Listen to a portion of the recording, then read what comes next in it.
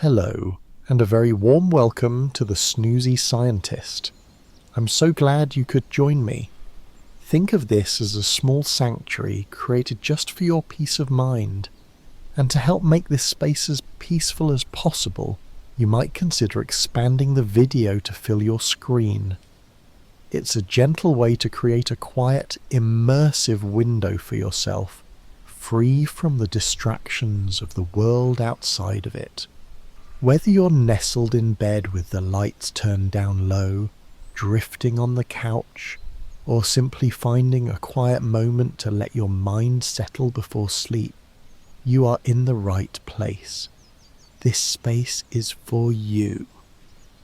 Tonight, we're going to be taking a gentle journey together up into the soft, silent world of the sky. We'll be exploring the secret life of clouds, those vast, ever-changing sculptures of air and water that drift above us, shaping our weather, our world, and even our moods. It's a story of sunlight, of water, of dust, and of the quiet, constant dance of the atmosphere. Now, I should offer a gentle warning. I have done my very best to make our time together deeply calming, but there's always a small chance that the quiet wonders of the sky might prove a little too interesting. If that happens and you find yourself accidentally awake, well, at least you'll drift off a little wiser about the world above. If you're already feeling comfortable and enjoying this moment of peace, I would be so grateful if you gave this audio a gentle like, and maybe even subscribe for more cozy explorations like this one. It truly does help more sleepy minds find their way here to our little quiet corner. And if you feel like sharing, I would love to see where you're listening from in the comments. It's a joy to watch the map of bedtime slowly light up across the world. As always, this is for relaxation and educational purposes only. It is not intended to be a substitute for medical advice or professional sleep therapy. What is a cloud? It seems like such a simple question. We see them nearly every day. They are as familiar as the sun and the moon. But if you stop and truly think about it, the answer is rather magical. A cloud is not a thing in the way a stone or a tree is a thing. It's not solid. You can't hold it. It has no fixed shape. A cloud is better described as a process, a visible event. It is the sky's way of making the invisible visible. At its heart, a cloud is simply a colossal collection of tiny water droplets or ice crystals, all floating together in the air. So many, in fact, that they become a visible mass. But where does all that water come from? It comes from the Earth's own breath. Every day, water from oceans, lakes, rivers, and even the leaves of plants turns into a gas called water vapor. This process, evaporation, lifts the water, molecule by molecule, into the atmosphere. This water vapor is completely invisible. Right now, the air in the room around you is filled with it, a hidden river flowing through the air. But for this invisible vapor to become a visible cloud, something needs to happen. The air needs to cool down. As warm, moist air rises, it expands and cools, like a sigh of relief being let out into the vastness of the sky. As it cools, the air can no longer hold on to all of its invisible water vapor. It reaches a point of saturation, a tipping point known as the dew point. At this temperature, the water vapor is ready to turn back into liquid water. It's ready to become a cloud. But it can't do it alone. Water vapor needs something to cling to. It needs a surface on which to condense. Out in the open air, these surfaces are unimaginably small. They are tiny microscopic particles floating all around us. We call them cloud condensation nuclei. That's a very scientific sounding name for what is essentially dust. These are not the big dust bunnies you find under your bed. They are specks of dust from deserts, tiny crystals of salt from ocean spray, pollen from flowers, ash from volcanoes or distant fires, and even microscopic particles from human activities. These particles are everywhere, a fine invisible powder scattered throughout the atmosphere. They are the seeds of clouds. Imagine each of these tiny specks as a microscopic dance floor. As the air cools and becomes saturated, the water vapour molecules, which have been zipping around freely, now begin to slow down and look for a place to gather.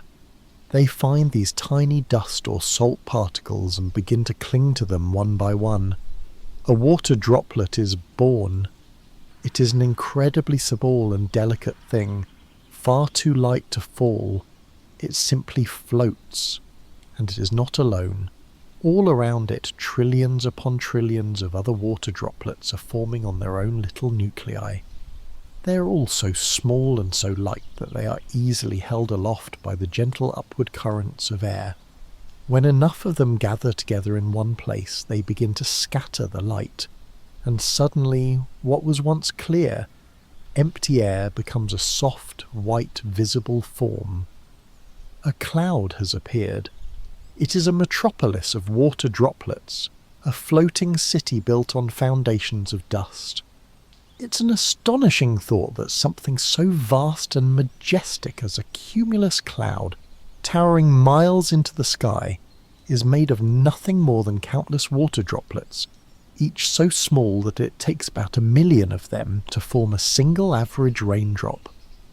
The cloud feels immense and solid from our perspective, but it is mostly empty space, a delicate balance of air and water in constant gentle motion. And so this floating city of water and dust is in a constant state of becoming. Droplets are forming, growing, evaporating, and being carried on the wind. This is why a cloud's edges are so soft and ephemeral.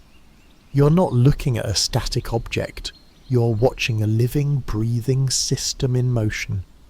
Its shape is a momentary snapshot of the invisible currents and temperature changes within the air. It is a slow-motion wave cresting in the sky. If you were to fly through a cloud, you wouldn't feel a bump, as if hitting a solid object. Instead, you would simply be enveloped in a cool, damp mist. Visibility would drop to almost nothing, the world outside disappearing into a soft, uniform whiteness. It would feel much like walking through a thick fog on a cool morning. And in a way, that's exactly what fog is, a cloud that has formed at ground level, a cloud that has decided to rest upon the earth for a while. But the clouds that drift high above us are not all the same. Just as there are different kinds of trees in a forest or different kinds of fish in the sea, there is a whole family of clouds, each with its own shape, altitude and personality. Learning to recognize them is like learning to read the sky's mood. Tonight, we'll get to know a few of the main members of this celestial family, starting from the very highest and working our way down. Let's lift our gaze to the highest reaches of the troposphere, the layer of atmosphere where all our weather happens. Up here, 6 to 12 kilometers above the ground, it is incredibly cold. Temperatures are far below freezing, often as low as minus 40 degrees Celsius. In this frigid, thin air, water vapour doesn't condense into liquid droplets. Instead, it transforms directly into intricate six-sided ice crystals. These ice crystals are the building blocks of the highest clouds, known by their family name, Cirrus. The word cirrus is Latin for a curl or a ringlet of hair, and it is the perfect description for these clouds. They are the most delicate and wispy clouds in the sky. They look like fine, feathery brush strokes of white paint against the deep blue, or like spun silk pulled thin. They are often called mare's tails because of their long, streaky appearance, as if a ghostly horse has just galloped across the sky. Cirrus clouds are stretched and shaped by the powerful winds of the upper atmosphere, the jet streams. These high-speed winds pull and twist the clouds into long filaments, creating that signature wispy look. Because they are made of ice crystals, they are transparent. The sun or moon can easily shine through them. They drift with a slow, serene grace, seeming almost to hang in place, a permanent feature of the high sky. Within the Cirrus family, there are a few notable variations. Sometimes the ice crystals form a very thin, almost invisible sheet that covers the entire sky, like a delicate veil of milk. This is Cirrostratus. You might not even notice it during the day, except that the blue of the sky seems a little fair, a little washed out. But Cirrostratus clouds are famous for one beautiful phenomenon. They create halos around the sun or moon. As light passes through the millions of tiny hexagonal ice crystals in the cloud, it is bent and refracted, creating a perfect glowing ring in the sky. Seeing a halo is like seeing a rainbow made of moonlight or muted sunlight, a quiet and perfect circle of light drawn by ice and air. Another member of the high-altitude family is Cirrocumulus. These are small white patches of cloud arranged in ripples or waves like the scales of a fish. This is why a sky filled with Cirrocumulus is often called a mackerel sky. They are beautiful and intricate, suggesting a certain kind of gentle high-altitude turbulence. Like all cirrus clouds, they are made of ice crystals, but they are arranged in a way that gives them a soft, dappled texture. There is an old sailor's proverb, "Mackerel, sky, and mare's tails make tall ships carry low sails." It was a gentle warning that these high, wispy clouds could sometimes be the first sign of an approaching weather front, a subtle hint that the calm might not last.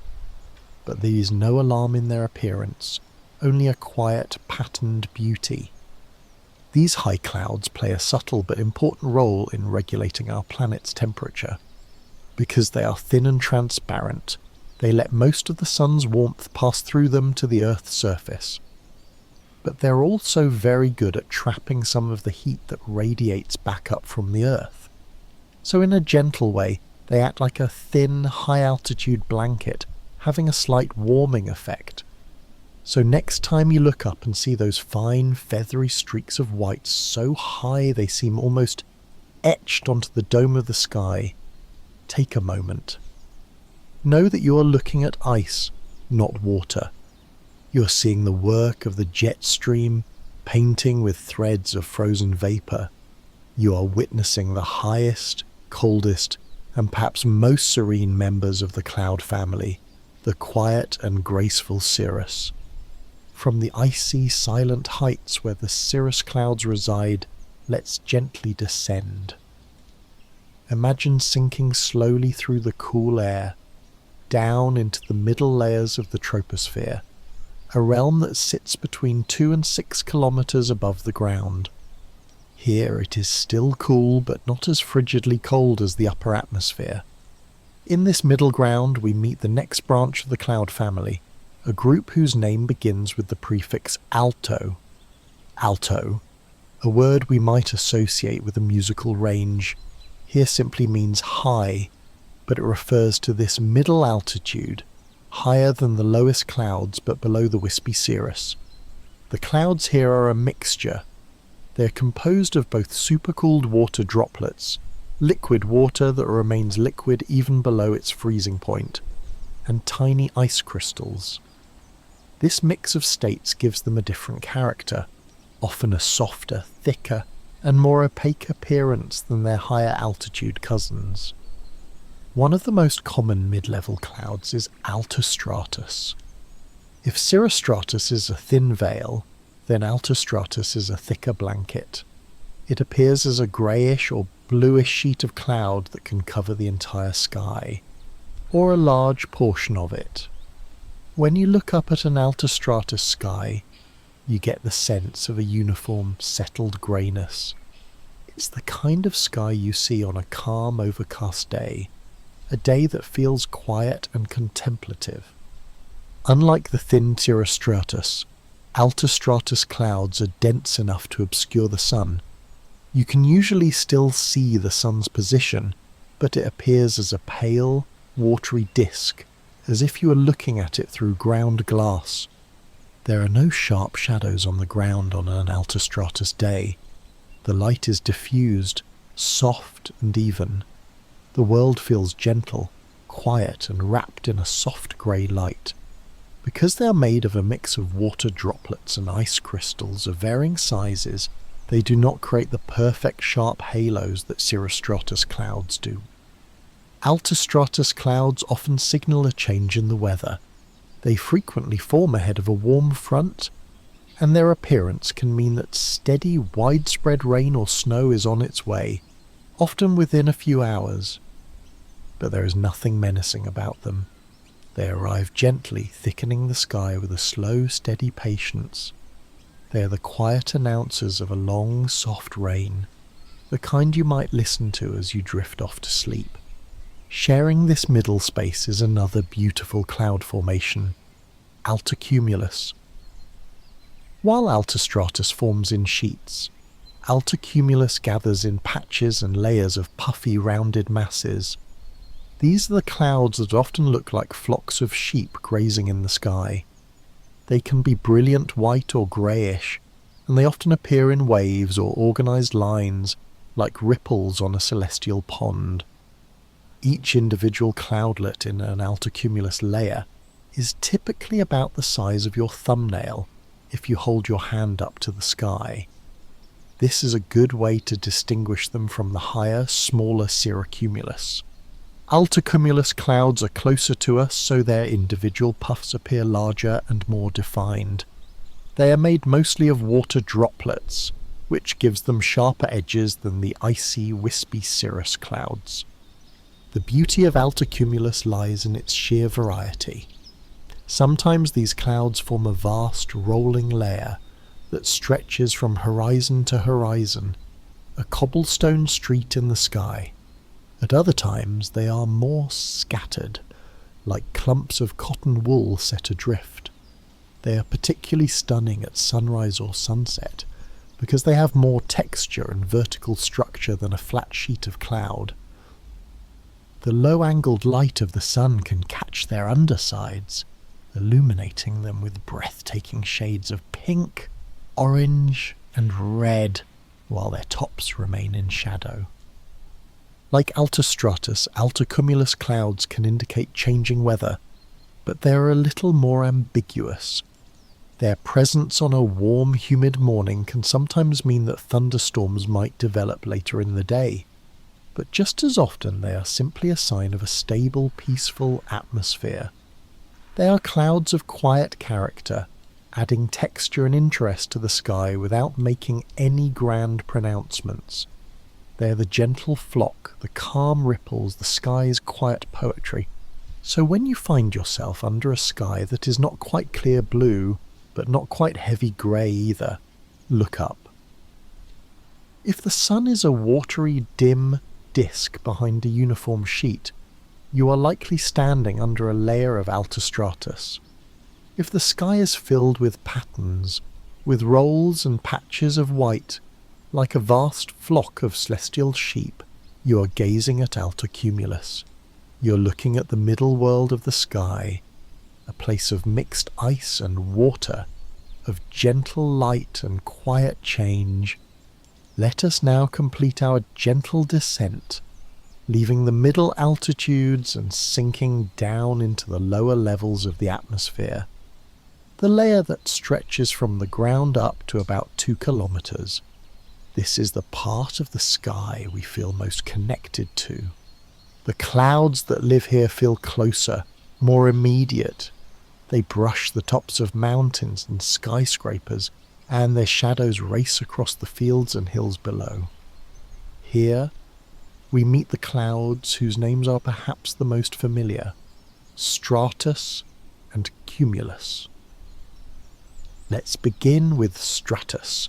The word stratus comes from the Latin verb meaning to spread out, or to cover with a layer, and that is precisely what these clouds do.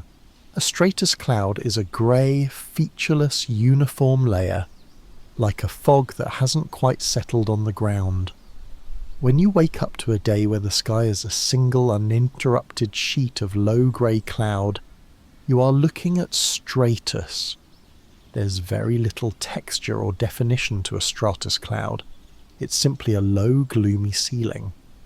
These clouds are composed of tiny water droplets, and because they are so low and thin, they don't usually produce much more than a light drizzle, or perhaps some very fine snow, if it's cold enough. They lend the day a sombre, quiet quality, a feeling of being enclosed. It's the kind of sky that makes you want to curl up indoors with a good book and a warm cup of tea, listening to the quiet of the world outside. When a stratus cloud layer becomes thick enough and dark enough to produce steady, continuous rain or snow, it earns a new name, nimbostratus. The prefix nimbus is Latin for rain cloud or rainstorm. So a nimbostratus is quite literally a rain-spreading cloud layer. These are the great rain givers of the sky. They are thick, dark grey and completely block out the sun. Their bases are often difficult to see clearly because of the falling precipitation. Unlike the dramatic, short-lived downpours of a summer thunderstorm, a nimbostratus cloud brings a slow, steady and often prolonged rain or snow that can last for many hours. It is the cloud of a classic rainy day, a day for galoshes and umbrellas and the gentle, persistent drumming of rain on the rooftop. There is nothing violent about a nimbostratus, only a deep, saturating wetness. It is the sky offering the earth a long, slow drink. Now, let's turn to the other famous resident of the low sky, a cloud with a completely different personality. If stratus is a flat sheet, this next cloud is a puffy three-dimensional sculpture. This is the cumulus cloud. The word cumulus means heap or pile in Latin, and these are the heaped-up cotton-like clouds we all drew as children. These are the fair-weather clouds. They are the individual puffy clouds with brilliant white sunlit tops and flat greyish bases. They look like floating pieces of cauliflower or giant cotton balls drifting lazily across a bright blue sky. Their flat bottoms all sit at the same altitude, marking the exact level where the rising warm air has cooled enough for water vapour to condense. Cumulus clouds are born from rising pockets of warm air, called thermals. As the sun heats the ground, the air directly above it warms up, becomes lighter, and begins to rise. As it climbs, it cools, and eventually a puff of cloud appears like a white sail unfurling in the sky. You can almost see them growing, bubbling up from their flat bases, their cauliflower-like tops expanding and changing shape from moment to moment. Watching a sky full of cumulus clouds is like watching a slow, silent ballet. They drift with the wind, constantly evolving. One might look like a dragon, then a ship, then a fluffy rabbit, before slowly dissolving back into the invisible air it came from. They are the picture of a perfect summer afternoon, full of warmth, gentle breezes, and a sense of peaceful, easy movement. They are the sky's daydreams, and they invite us to daydream along with them. These two cloud types, stratus and cumulus, represent two different atmospheric conditions. Stratus clouds form when a whole layer of air is gently lifted and cooled, creating a stable sheet-like cloud.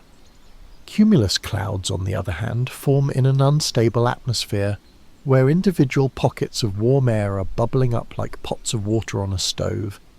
One signifies stability and gloom, the other buoyancy and brightness.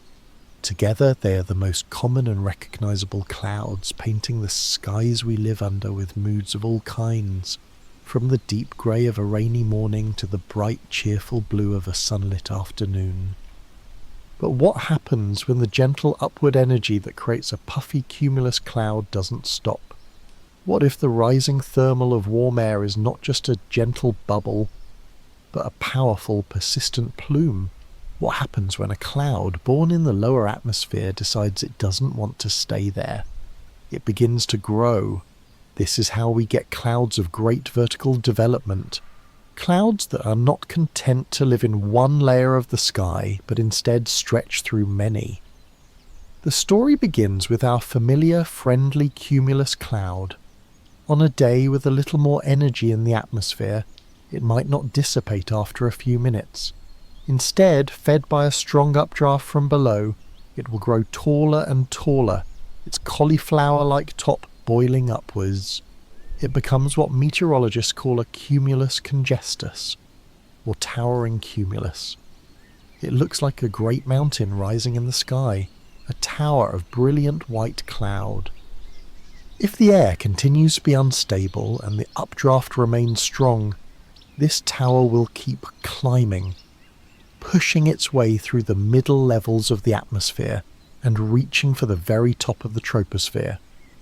As it ascends into the colder regions, the water droplets near its peak begin to freeze, turning into ice crystals. Eventually the cloud reaches a ceiling it cannot break through. This is the top of the troposphere, a layer called the tropopause.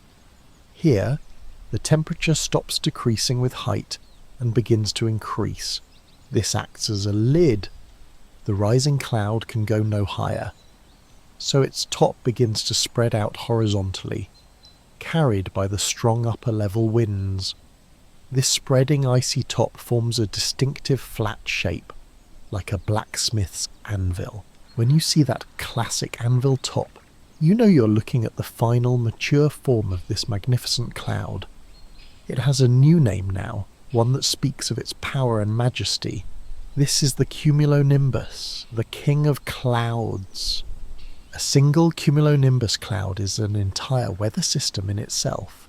It is a true giant, with a base that might be only a kilometre or two above the ground, and a top that can reach 12, 15 or even 20 kilometres into the sky, brushing against the edge of space. It is a city of cloud full of churning energy and motion. Inside, powerful updrafts continue to carry warm, moist air upwards at incredible speeds, while elsewhere in the cloud, cooler, denser air begins to sink, creating downdrafts. This internal circulation is the engine of the storm. As water droplets are carried high into the freezing upper levels of the cloud, they can grow into heavy raindrops or even hailstones. Hail forms when an ice crystal is tossed up and down within the storm, collecting new layers of supercooled water on each trip, like a tiny onion growing in the sky, until it is finally heavy enough to fall. And a cumulonimbus cloud creates its own light and sound. The constant friction between rising and falling water droplets and ice crystals inside the cloud builds up enormous amounts of static electricity. The top of the cloud might become positively charged, while the base becomes negatively charged. When this electrical potential becomes too great to hold, the cloud discharges it in the brilliant sudden flash. We call this lightning. It is the cloud releasing its tension, a silent flickering river of light that can arc within the cloud, between two clouds, or from the cloud to the ground. The air around this channel of light is heated in an instant to temperatures hotter than the surface of the sun. This superheated air expands explosively, creating a shockwave that travels through the sky. We hear this shockwave as thunder. If the lightning is far away, the sound reaches us as a low, deep rumble, the sky's long, slow sigh. If it is very close, the sound is sharper, a loud clap. But it is simply the sound of the atmosphere settling back into place after the bright release of energy. For all its power, a thunderstorm is a temporary thing. Once its internal engine of rising warm air is cut off, the cloud begins to weaken. The rain lessens, the thunder rumbles away into the distance, and the great towering structure begins to dissipate. The icy anvil top may shear off and drift away, becoming a vast sheet of cirrus cloud, a ghostly reminder of the storm that was. the great king of clouds dissolves, having returned its water and its energy back to the earth, leaving behind a sky that often feels cleaner, calmer, and refreshed. So, we have met the great family of the sky. We have journeyed from the high, frozen wisps of the cirrus clouds, down through the soft grey blankets of the alto clouds, and into the low, familiar world of drizzling Stratus and puffy, daydreaming Cumulus. We have even stood in quiet awe before the towering king of clouds, the mighty Cumulonimbus. Each has its own form, its own altitude, its own story to tell. They are the shy and the bold, the calm and the energetic, a diverse family sharing the same sky. But what is the secret they all share? What is the invisible force that gives birth to every cloud from the thinnest veil to the tallest thunderhead? The answer is simple, and yet it is one of the most powerful forces in our atmosphere. It is the act of rising. For a cloud to be born, air must be lifted. We've touched on this idea before, but let's take a moment to float in this concept. Air carrying its invisible cargo of water vapour must be pushed upward into the higher, cooler parts of the atmosphere. As it rises, it moves into an area of lower pressure, and so it expands. And just like the compressed air released from a canister feels cold, this expanding air cools down. When it cools to its dew point temperature, the water vapour condenses into droplets or ice crystals, and a cloud appears. The shape and type of cloud then depends entirely on how that air was lifted. There are a few fundamental ways the atmosphere does this. The first we have already met. It is called convective lift, and it is the force that creates the beautiful, puffy cumulus clouds. Imagine the sun shining down on the earth. It doesn't heat the surface evenly. A dark patch of ploughed field will warm up much faster than a cool reflective lake or a dense green forest. This patch of warm ground heats the air directly above it. This air becomes warmer and more buoyant than the surrounding cooler air, and it begins to rise like a hot air balloon without the balloon. We can't see these rising columns or bubbles of warm air, but we can see their result. As a plume of warm air, a thermal, rises higher and higher, it eventually cools to the point of condensation, and at that exact altitude a puff of white cloud appears, as if from nowhere. This is why fair-weather cumulus clouds all have such distinctly flat bottoms. Their bases mark the precise altitude where the dew point was reached, the lifting condensation level. They are a perfect visual representation of an invisible process. This convective lift is the engine of all cumulus clouds, from the smallest puff to the largest thunderhead.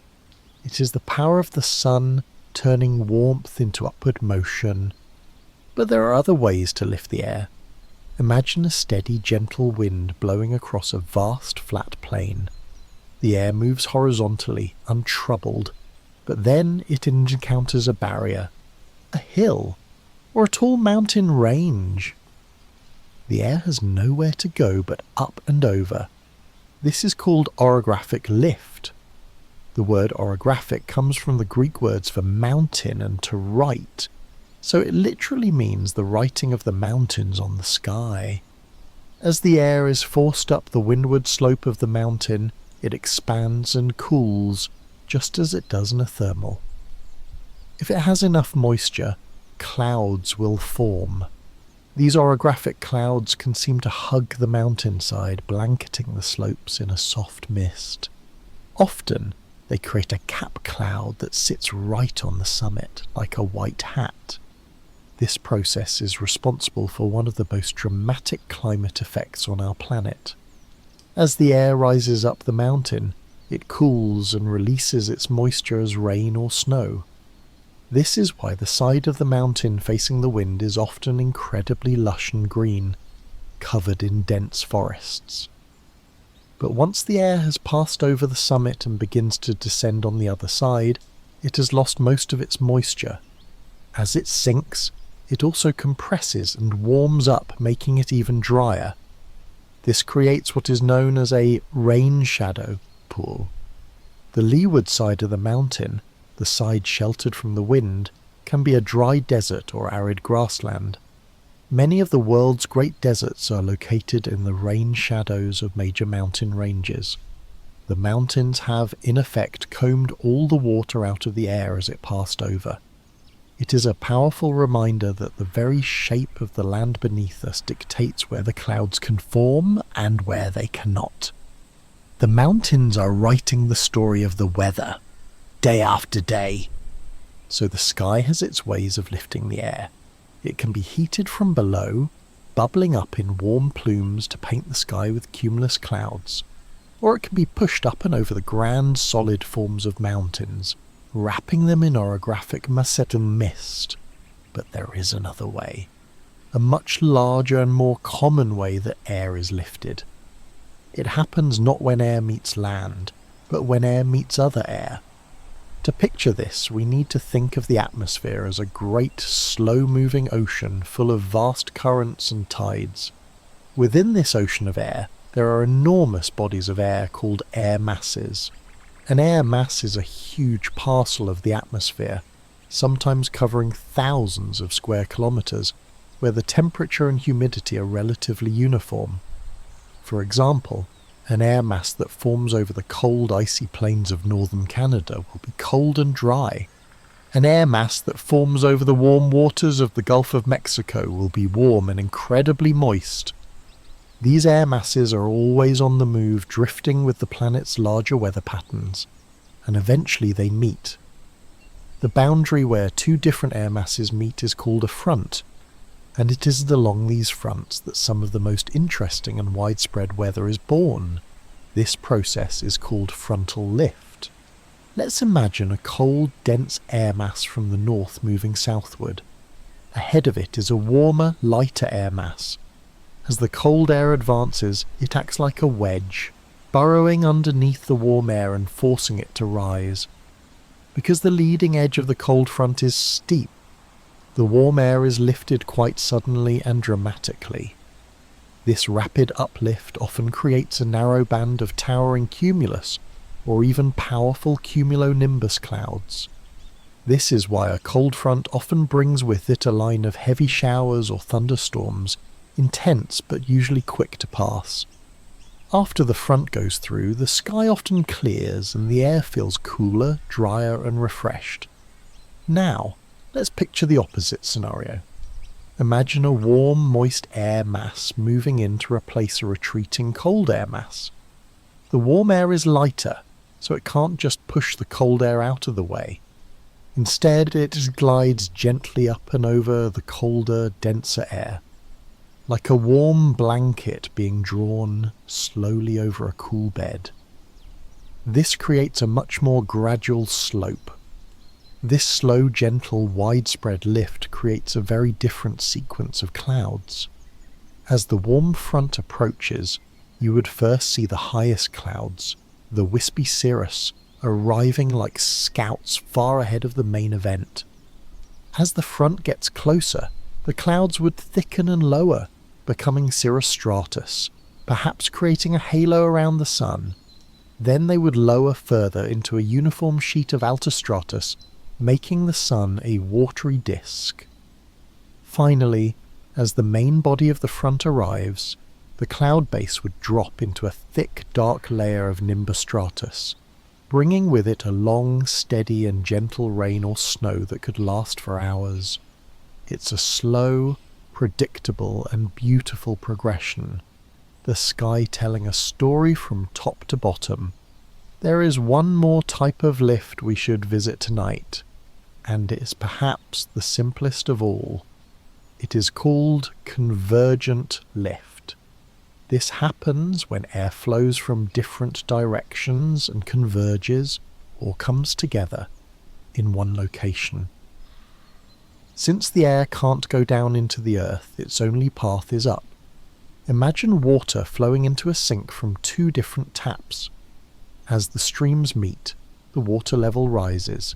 The same thing happens with air. This is very common along coastlines.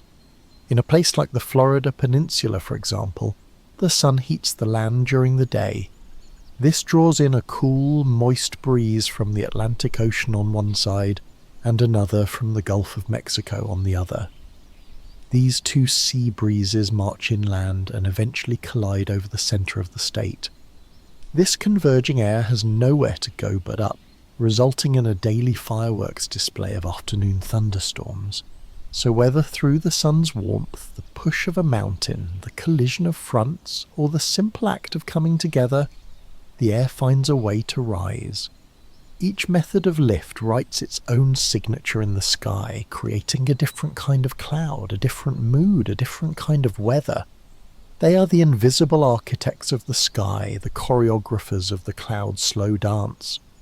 And so we now understand the sky's invisible engines. We know that whether through the warmth of the sun, the push of a mountain, the slow glide of a warm front, or the meeting of sea breezes, the air is lifted and clouds are born. But this is only the first half of the story. Once a cloud has formed, a new and equally magical process must begin. After all, a cloud is a collection of water droplets so incredibly tiny and light that they can float effortlessly on the slightest updraft. For a cloud to fulfill its ultimate purpose to return its water to the earth, those tiny droplets must grow. They need to become about 1 million times larger to be heavy enough to fall as a single raindrop. How does this happen? How does a floating mist transform into a life-giving rain? It happens in one of two ways, depending on the temperature inside the cloud. Let's first visit a warm cloud, one whose temperature is entirely above freezing. These are common in the tropics and during the summer in other parts of the world. Inside this cloud, trillions of tiny water droplets are being jostled about by gentle air currents. They are not all exactly the same size, some are slightly larger than others. These slightly larger droplets fall a tiny bit faster than their smaller neighbours. As a larger droplet descends through the cloud, it bumps into and captures the smaller droplets in its path. With each collision, it grows a little bigger and heavier. As it gets bigger, it falls a little faster, and so it collides with even more droplets. This process is called collision and coalescence. Coalescence is just a lovely word for merging or coming together. Imagine a single large, sticky ball rolling very slowly down a hill, covered in tiny beads. As it rolls, the beads stick to it, and the ball grows larger. The larger it gets, the more surface area it has, and the more beads it picks up on its journey. This is what happens inside a warm cloud. A droplet grows by sweeping up its smaller brethren, until it is finally so heavy that the cloud's updrafts can no longer hold it. It falls out of the bottom of the cloud and begins its journey to the ground as a raindrop. But in the cooler clouds of the mid-latitudes, and in the upper parts of all large clouds, a different and even more efficient process takes place. These are cold clouds, where supercooled water droplets and tiny ice crystals exist side by side. And here, a curious bit of physics comes into play. For reasons rooted in energy and molecular structure, water vapour is more attracted to an ice surface than it is to a liquid water surface. This means that in a mixed cloud, the few ice crystals that are present become incredibly popular. They act like magnets for the surrounding water vapour. The water vapour molecules will leave the surface of the liquid droplets and fly over to deposit themselves onto the ice crystals. This process is called deposition. As the ice crystals pull in more and more water vapour, they grow rapidly. To replace the water vapour that the ice crystals are stealing, the supercooled liquid droplets begin to evaporate. This releases more water vapour into the cloud, which is then immediately drawn to the growing ice crystals. In essence, the ice crystals grow at the expense of the water droplets. The droplets shrink and vanish, while the ice crystals become larger and larger. This beautiful and powerful mechanism is known as the Bergeron process, named after the Swedish meteorologist who first explained it. These growing ice crystals become the intricate six-sided structures we know as snowflakes. As they become heavier, they begin to fall. If the air between the cloud and the ground is below freezing all the way down, they will arrive on our rooftops and fields as snow. Each snowflake a unique, crystalline sculpture grown high in a cold cloud. But what if the air near the ground is warmer? As the snowflakes fall through this warmer layer, they melt. The intricate crystal turns back into a simple liquid drop. And so it arrives on your window pane as rain. It is a remarkable thought that much of the rain that falls, even on a warm summer day, began its life as a snowflake high in the cold heart of a cloud. It is a memory of ice delivered as water. These two processes, collision coalescence and the Bergeron process, are the secrets to how clouds give back their water. They are the slow, patient work that turns a floating, ethereal mist into the tangible, life-sustaining gift of rain and snow. It is a wondrous thought, isn't it? That a summer rainstorm might actually be a melted snowstorm. It reminds us that things are not always as they seem, that a simple drop of water on a leaf might carry the memory of a distant frozen journey. Rain and snow are the two forms of precipitation we know best. But they're not the only travellers that make the long journey from cloud to ground. The atmosphere, in its quiet ingenuity, can shape water into several other forms, each with its own story and character. Let's return to the journey of a falling snowflake. We know that if it falls through warm air, it becomes rain, and if it falls through air that is consistently frozen, it remains snow. But what if the journey is more complicated? What if the atmosphere is layered like a cake, with alternating bands of warm and cold air? Imagine our snowflake leaves its cloud and falls into a layer of warmer air, where it melts completely into a liquid raindrop. But then, just before it reaches the ground, it passes through another, shallow layer of air that is below freezing. In this final cold stretch, the raindrop refreezes, doesn't have time to reform into a beautiful intricate snowflake. Instead, it freezes into a tiny clear ball of ice. This is sleet. When sleet hits a surface like a window or a coat sleeve, it bounces. It sounds like tiny pebbles being scattered. Sleet is essentially rain that's been refrozen into small ice pellets on its way down. Now, let's adjust the layers slightly. What if that final layer of cold air near the ground is very thin? Or perhaps the raindrop is just moving too fast? In this case, the raindrop doesn't have time to freeze before it hits the ground. It remains a liquid drop, but a supercooled one. Its temperature is below freezing, but it hasn't yet found a surface to crystallize upon. This is freezing rain. When this supercooled drop hits a surface, a tree branch, a road, a power line, that is at or below freezing, it freezes instantly on contact. It doesn't form a pellet, it spreads out slightly and forms a smooth clear glaze of ice.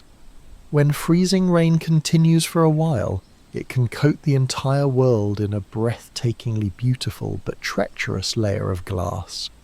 Trees droop heavily, their branches encased in crystal. Every twig and pine needle is transformed into a delicate ice sculpture. It is one of nature's most beautiful and dangerous displays, a world made of ice, silent and sparkling. Then, of course, there is hail. Unlike sleet or freezing rain, hail is not a product of the journey down. It is a creature of the journey within the cloud. As we discovered, hail is formed only inside the powerful churning engine of a cumulonimbus cloud. A tiny ice crystal is caught in the storm's powerful updrafts and is carried high into the cloud where it collects a layer of supercooled water. It then falls, only to be caught by another updraft and lifted again, collecting another layer. This cycle can repeat over and over. If you were to cut a large hailstone in half, you would see concentric rings, like the rings of a tree. Each layer tells the story of one trip up and down through the violent heart of the thunderhead. There is also a gentler cousin of hail called graupel. Graupel, sometimes called soft hail or snow pellets, forms when a snowflake falls through a cloud filled with supercooled water droplets. These tiny droplets freeze onto the surface of the snowflake, covering its delicate crystalline arms and forming a soft, crumbly, opaque white ball. It looks a bit like a tiny styrofoam bead. When graupel falls, it often bounces and breaks apart easily. It's the soft-spoken member of the ice family. And finally, sometimes, a cloud attempts to send its precipitation down, but it never arrives. You may have seen this on a hot, dry day. You look up at the base of a cloud and see dark, wispy streaks dangling beneath it, like the tentacles of a jellyfish. This is Virga.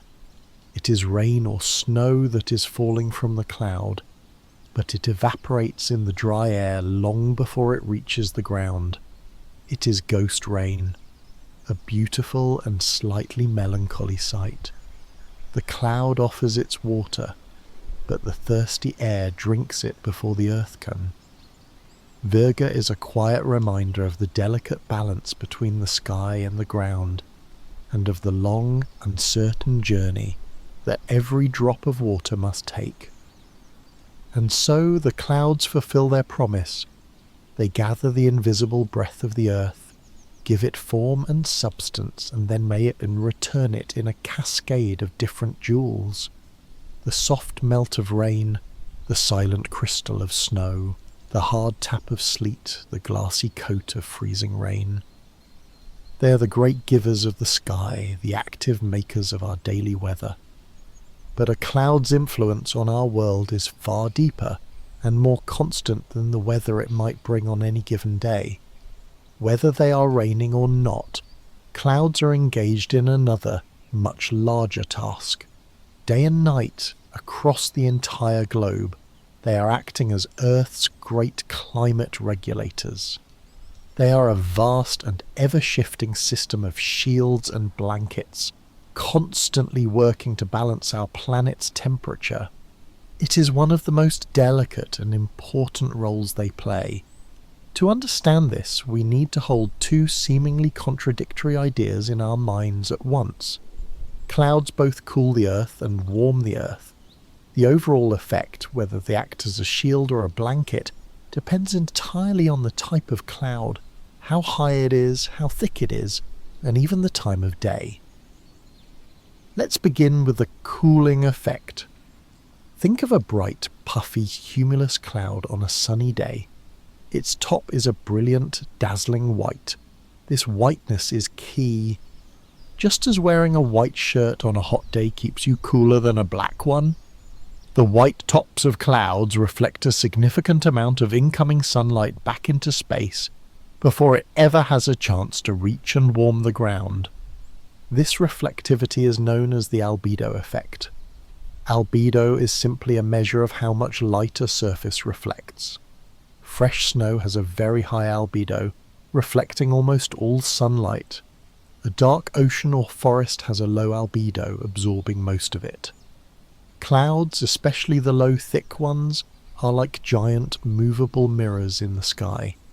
It's estimated that clouds as a whole reflect about 20% of all incoming solar energy back into the void. Without them, our planet would be a significantly warmer place. The best clouds for the job of cooling are the low, thick ones, like the vast sheets of Stratocumulus that often form over the oceans. These clouds act like a massive sunshade. They are very effective at reflecting sunlight away, but because their tops are not very high, they are not that much colder than the surface below them.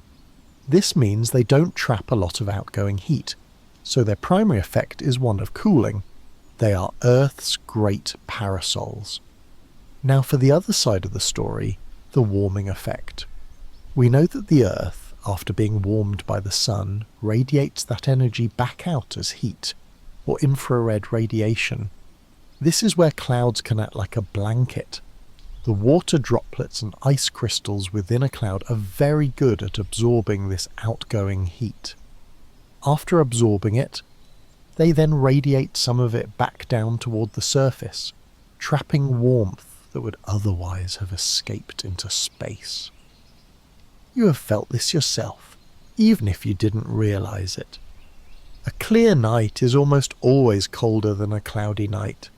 On a clear night, there is nothing to stop the day's heat from radiating away into space. On a cloudy night, the cloud layer acts as a cozy blanket, keeping the planet just a little bit warmer. The clouds that are best at this warming effect are the high, thin ones, the wispy cirrus clouds. Because they are so thin and delicate, they don't reflect very much sunlight. Most of the sun's energy passes right through them to warm the Earth. However, being made of ice crystals and residing so high up in the bitterly cold atmosphere, they are fantastic at absorbing the outgoing heat from the Earth below. They effectively let the warmth in but don't let it out. They are the sky's greenhouse roof. So here we have the great paradox of clouds. Low, thick clouds tend to cool the planet. High, thin clouds tend to warm it. Which effect wins out? This is one of the most important and complex questions in all of climate science. The answer depends on where in the world you are, the time of year, and the precise mix of clouds in the sky. At present, scientists believe that, on a global average, the cooling effect from clouds is slightly stronger than their warming effect. So, as a whole, the clouds we have now are providing a small net cooling service to the planet. But this leads to an even deeper question. As our planet warms due to human activities, how will clouds respond? Will we get more of the low cooling clouds which would help to slow down warming? Or will we get more of the high warming clouds which would amplify it? This is called the cloud feedback problem, and it is a puzzle that scientists are working tirelessly to solve, using satellite data and complex computer models to try and understand the future of our sky. It is a quiet, powerful reminder of the deep and delicate connections that govern our world. It is a profound and humbling thought that these soft, drifting forms in the sky are locked in a constant planetary scale balancing act, shielding us from the sun's full intensity, while also tucking us in with a thin, atmospheric blanket. They are both parasol and greenhouse, coolness and warmth, all at once. But beyond these vast and invisible roles, there is the simple, immediate question of what we see with our own eyes. There is the beauty of the clouds themselves. Why are they so often a brilliant, pure white? Why do they sometimes turn a deep and heavy grey? And how, at the bookends of the day, do they seem to catch fire with the most spectacular colours imaginable? To understand this, we need to leave the world of temperature and lift for a moment, and follow the journey of light itself. First, let's ask the most basic question. Why are clouds white? To answer this, we need to remember what sunlight is. The light from the sun that appears white or yellowish to us is actually a mixture of all the colours of the rainbow, all blended together. When this sunlight travels through the empty air of our atmosphere, the tiny invisible molecules of nitrogen and oxygen scatter the blue light more effectively than the other colours. This is why a clear sky looks blue. But when sunlight hits a cloud, it encounters something very different. It is no longer interacting with tiny air molecules, but with water droplets. And these cloud droplets, while microscopic to us, are much, much, much larger than a single molecule of air. Because of their size, they don't play favourites. They scatter all the colours of the sunlight, red, orange, yellow, green, blue and violet, more or less equally. This type of scattering is called Maya scattering, and the effect is simple. When all the colours of the spectrum are scattered in every direction and mixed back together, our eyes and brain perceive the result as white. A cloud is white for the same reason that a pile of sugar or salt is white. The individual crystals are clear, but when light enters the pile, it bounces randomly off the countless surfaces of the tiny crystals, scattering all their colours equally until the whole mass appears a brilliant white. A cloud then is like a celestial mountain of crushed ice or sugar, its whiteness a result of countless tiny reflections. So if that's why clouds are white, why do they so often turn grey? Why does the base of a large cumulus cloud or a thick stratus layer look so dark? It's a common misconception that the grey colour is due to pollution or dirt in the cloud. In most cases, the answer is much simpler. The greyness of a cloud is a matter of shadow. As a cloud gets thicker and denser, it becomes more difficult for sunlight to penetrate all the way through it. The top of the cloud facing the sun may be a brilliant white, reflecting light back into space and scattering it amongst its upper layers. But very little of that light makes it to the bottom. The base of a thick cloud is in its own shade. You're looking at the shadowed side of a very large, dense object. The darker a cloud's base appears, the thicker it likely is, and the more water it contains. This is why a dark grey sky is often a sign of impending rain. A cloud that is deep and dense enough to block most of the sunlight is also deep and dense enough to be growing raindrops or snowflakes within it. The darkness is a visual clue to the cloud's depth and its potential to release its watery cargo. It is not an angry colour, but simply the colour of depth and shadow. So the whiteness of a cloud speaks of its ability to scatter light, and the greyness of a cloud speaks of its thickness and its ability to block light. One is a measure of its surface, the other a measure of its depth. Together they give clouds their texture, their dimension, and their character, painting the sky in an ever-changing palette of light and shadow. It's a simple and elegant duality. Whiteness is the colour of light scattered, greyness is the colour of light withheld. With these two simple elements, the sky creates endless landscapes of texture and depth. But this quiet palette of monochrome transforms completely when the sun is low in the sky, during the golden hours of sunrise and sunset. This is when the clouds often cease to be mere objects in the sky, and instead become the canvases for the sky's most brilliant fire. Why does this happen? The beautiful colours of a sunset are not painted by the clouds themselves, but by the long journey the sunlight takes to reach them. When the sun is high overhead at midday, its light travels through the atmosphere on the shortest possible path to reach our eyes. But when the sun is on the horizon, at dawn or dusk, its light must travel through much more of the Earth's atmosphere to get to us. Along this extended path it encounters far more air molecules. As we learn, these air molecules are excellent at scattering the shorter wavelengths of light, the blues and the violets. Over the long horizontal journey of the sunset, almost all the blue and violet light is scattered away from our direct line of sight. It's redirected out to the side, leaving only the longer wavelengths of light to complete the journey. And what are the longest wavelengths of visible light? They are the reds, the oranges, and the yellows.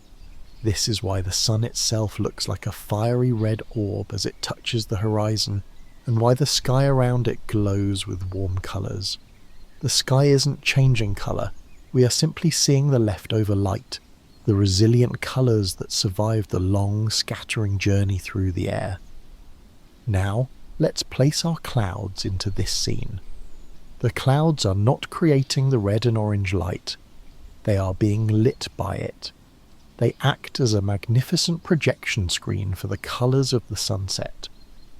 A smooth layer of Altostratus might become a vast glowing sheet of pink and gold. The textured bases of Altocumulus clouds are perfect for catching the low-angled light, turning their puffy undersides a brilliant orange, while their tops remain in cool purple shadow. This contrast between the illuminated parts and the shadowed parts creates a scene of breathtaking depth and beauty. The highest clouds, the wispy Cirrus, are often the last to say goodbye to the light. Because they are so high up, they can remain lit by the sun's rays long after the sun has physically set for us on the ground. They can glow a fiery red or a delicate pink against a deep twilight sky, a final beautiful echo of the departed day. Sometimes, if you are very lucky, you might see another, more subtle display of colour in the clouds. This is a phenomenon called cloud iridescence. It often appears as pastel-coloured fringes along the edges of a cloud, usually a thin Altocumulus or Cirrocumulus. The colours are soft and shimmering, like a patch of oil on water or the inside of a mother-of-pearl shell. This delicate effect is not caused by the same scattering that makes a sunset red. It's caused by a process called diffraction. When the cloud is made of exceptionally tiny and uniformly sized water droplets or ice crystals, the light waves are bent as they pass around the edges of these droplets. This bending separates the light into its component colours, creating a soft rainbow-like patch. It is a rare and fleeting sight, a little secret whispered between the sunlight and the water droplets. The colours of the sky then are a collaboration. They are a dance between the light of the sun, the air of the atmosphere, and the water of the clouds. The clouds provide the surface, the texture, and the form. The atmosphere provides the filter, stripping away the blues and leaving the warm heart of the light behind. And the sun, of course, provides the light itself. Together, they create a daily masterpiece, a momentary, unrepeatable work of art that reminds us of the quiet beauty that surrounds us, if only we take a moment to look up. And so the clouds paint themselves with the leftover light of the day, turning the sky into a gallery of fleeting masterpieces. They show us that even something as simple as light and water can create endless beauty. We see them as these grand, majestic objects, canvases for colour, makers of weather, regulators of climate. But we often think of them as sterile worlds, made of nothing but pure water and ice, floating in an empty sky. But what if that isn't the whole story? What if these floating worlds of light and water are not as empty as they seem? What if they are, in fact, ecosystems? What if they are home to tiny invisible life, adrift on the atmospheric currents? Let's take a moment now to shrink down, smaller than a single dewdrop, to discover the secret hidden life in the clouds. The air around us, even on the clearest day, is not empty. It is teeming with microscopic life. Scientists have a beautiful name for these tiny atmospheric travellers, Aeroplankton. Like the plankton that drift in the ocean's currents, Aeroplankton are organisms that are carried at the mercy of the wind. They are the dust of life. Who are these tiny voyagers? They are a rich and diverse community. There are countless bacteria and archaea, some of the oldest and most resilient life forms on Earth. There are microscopic fungi and moulds released as spores that are so light they can be carried for thousands of kilometres. There is pollen from trees and flowers, a familiar passenger on the breeze. There are even tiny single-celled algae and viruses, all swept up from the surface of the Earth and lifted high into the troposphere. They are launched into the air by winds whipping across dry soil, by waves crashing and sending salty spray into the sky, or by the simple rustling of leaves in a forest. And once they are airborne, they can find their way into the heart of a cloud. For a microbe, a single cloud droplet is not a small space. It is a vast watery world, a tiny floating biosphere. Inside this droplet, the microbe finds the one thing essential for life, water. And it's not just a passive passenger waiting for the ride to end. Scientists have discovered that these tiny organisms are surprisingly active up there. Some can consume the other chemical compounds they find in the cloud, like nitrates and sulfates, using them for energy. They are, in a very real sense, living in the sky. But perhaps the most astonishing discovery is the role that some of these bacteria play in the life of the cloud itself. We learned earlier that for water vapour to condense or freeze, it needs a nucleus, a tiny particle of dust or salt. It turns out that some bacteria are extraordinarily good at this job. In fact, some bacteria, like one called Pseudomonas syringae, which is commonly found on plants, are among the most effective ice nucleators known to science. The structure of their cellular wall provides a perfect template for water molecules to arrange themselves into an ice crystal. This means that these tiny living organisms can actually act as the seeds for snowflakes and ice crystals high in a cloud. It's a profound thought. A living thing, a single bacterium, can help trigger a snowfall. Life is not just being carried by the weather. In a small but significant way, it is helping to create it. This hidden biosphere doesn't just stay in one place, it travels. And one of the most powerful transport systems in the sky is a phenomenon known as an atmospheric river. Just as there are rivers of water on the ground, there are rivers of water vapour flowing in the sky. An atmospheric river is a long, narrow corridor of highly concentrated moisture, flowing through the atmosphere like a fire hose. They are the planet's great winter conveyors, carrying enormous amounts of water vapour from the warm, moist tropics towards the drier, cooler poles. A strong atmospheric river can carry more water than the Amazon River itself. One of the most famous examples is the Pineapple Express, an atmospheric river that brings moisture from the warm waters around Hawaii all the way to the west coast of North America, often resulting in heavy rain and snow. And these rivers don't just carry water. They are also superhighways for Aeroplankton. They pick up dust, pollen, and microbes from one continent and can deposit them on another. Life, in its smallest forms, is riding these rivers in the sky, crossing oceans and mountain ranges in a journey that can last for days or weeks. The sky, it turns out, is not a barrier to life, but a bridge. It is a living, breathing, connected system right down to the last, invisible microbe. It is a humbling realization. The sky above us is not an empty void, but a vast, moving ecosystem, a river of life that connects the entire planet. The same air that carries our clouds also carries the seeds of life, transporting them across continents in great invisible atmospheric rivers. The world is more deeply interconnected than we can possibly imagine.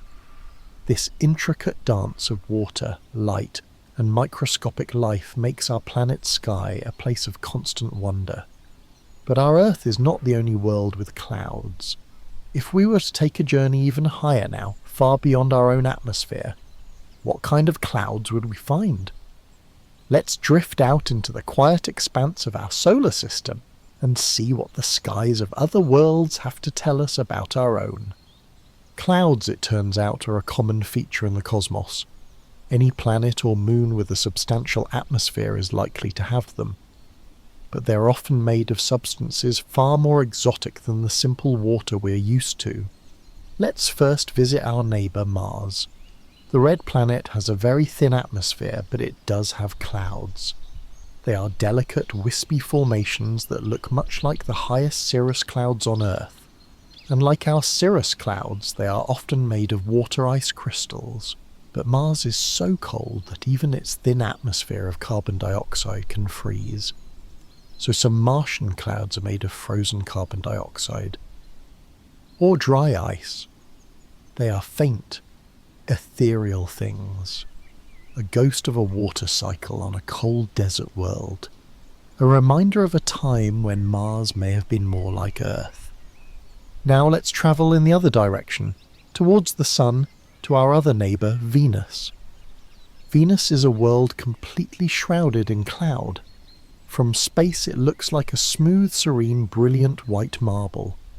But beneath this placid exterior lies a world of extreme heat and crushing pressure. The clouds of Venus are not made of water.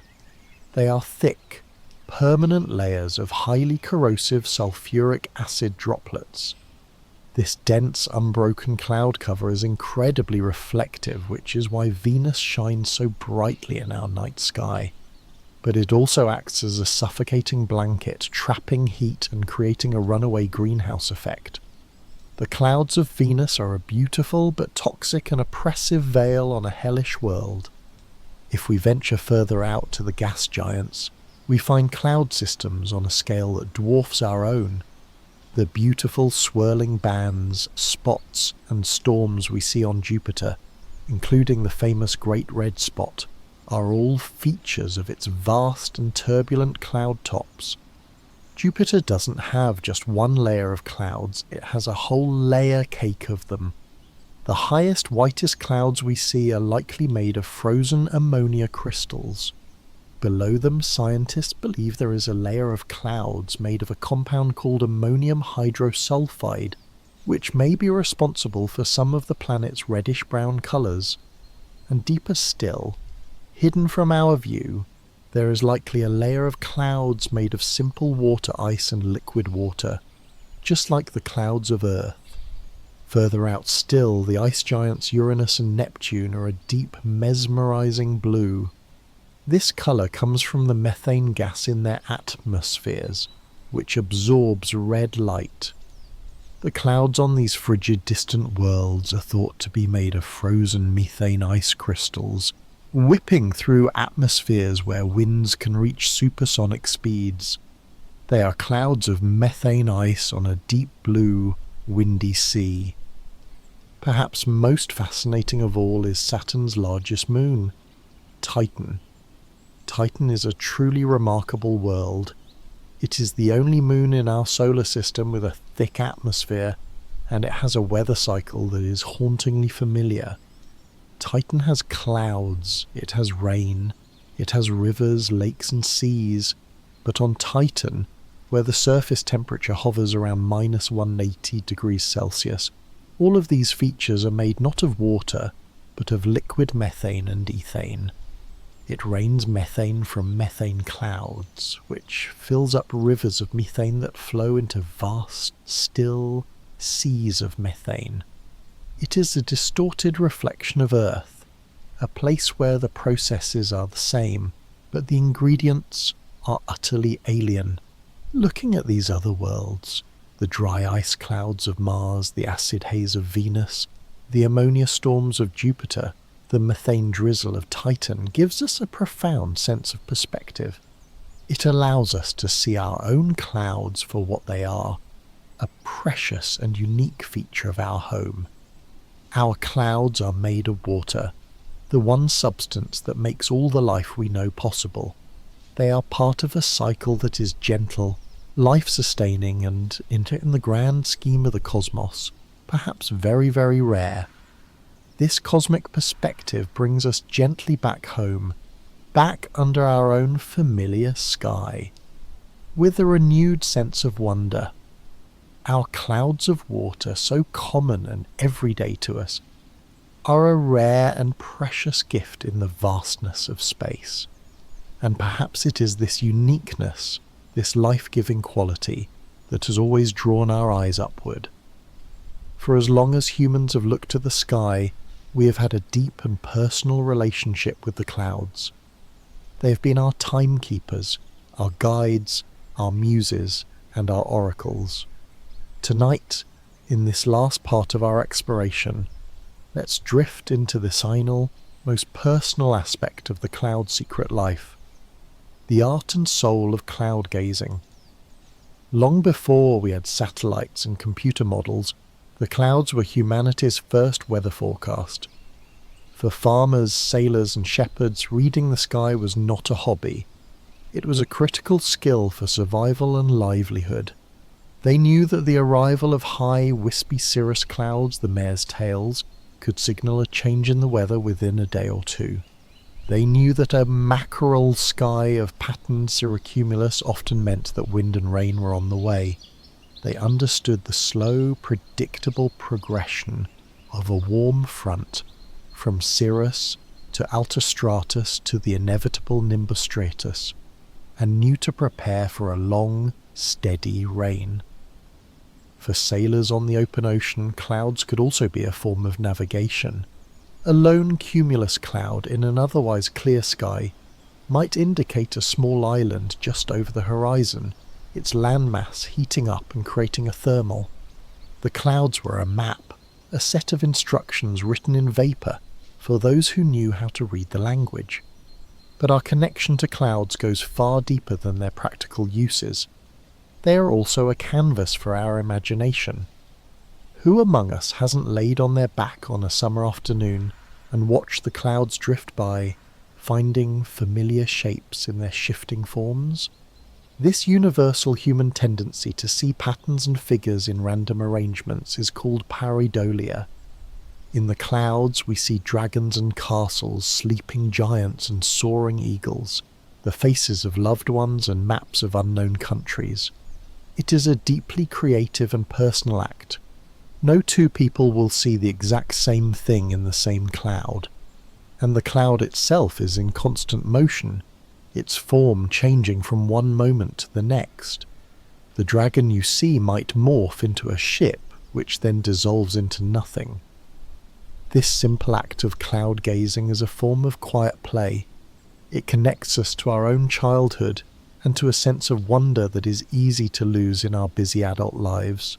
It asks nothing of us but to be present, to look up, and to let our imagination drift as freely as the clouds themselves. This imaginative power has not been lost on artists and poets.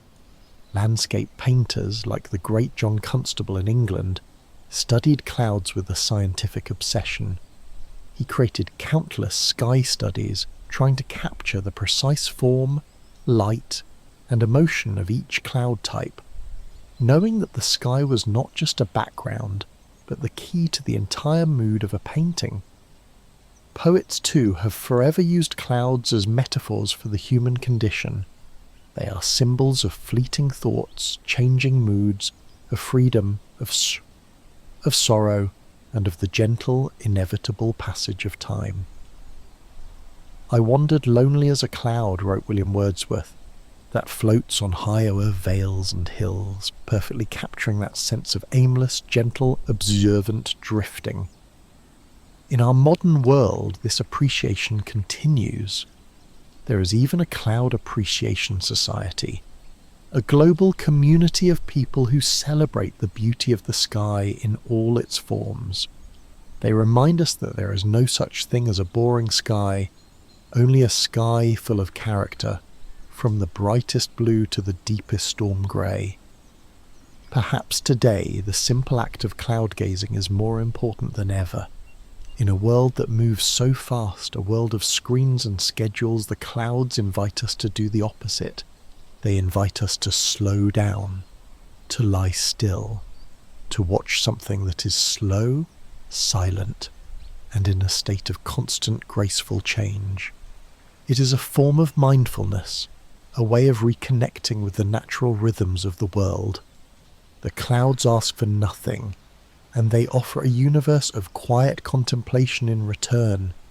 They are the sky's poetry, and everyone is invited to read it. And so we bring our gentle journey to a soft landing, returning from the sky to the quiet space of our own rest.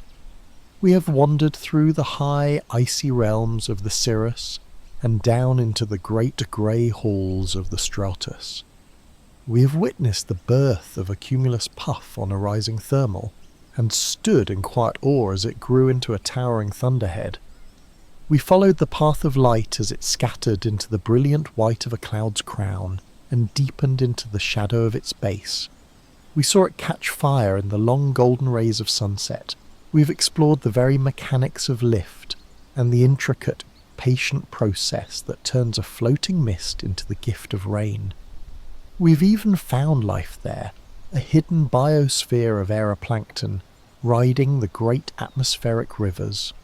And we journeyed out into the solar system to see the acid clouds of Venus and the methane drizzle or Droplet of Titan, only to return with a deeper appreciation for our own precious, life-giving clouds of water.